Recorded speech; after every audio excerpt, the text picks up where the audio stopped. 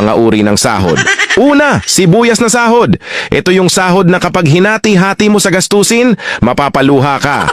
Pangalawa, pampapayat na sahod. Ito yung sahod na habang tumatagal, pakonti ng pakonti, ang natitirang pangkain mo.